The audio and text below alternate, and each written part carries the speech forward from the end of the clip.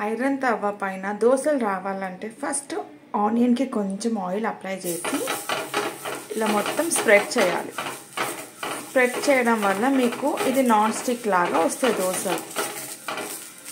ఇప్పుడు నేను మీకు వేసి చూపిస్తాను.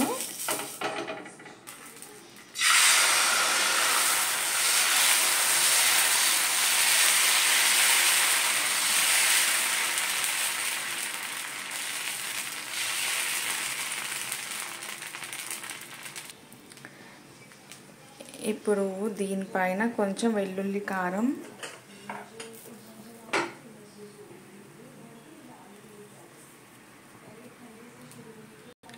అండ్ ఉప్పు కారం కలిపిన కొంచెం ఆనియన్ ముక్కలు కూడా వేసుకోవాలి. అప్పుడప్పుడు మా పిల్లలు ఇలాంటి దోశలు చేయమంటారు, సో అందుకే ఈ దోశలు చేస్తున్నాను నేను. కొంచెం నెయ్యి అన్న ఆయిల్ అన్న వేసుకోవాలి. చూడండి, ఆనియన్ రుద్దడం వల్ల మనకి దోశ అన్నది అదే సపరేట్ అవుతుంది.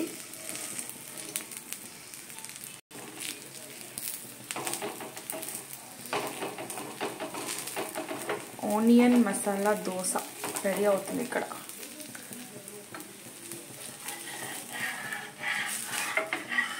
చూసారా ఎంత బాగా వస్తున్నాయో?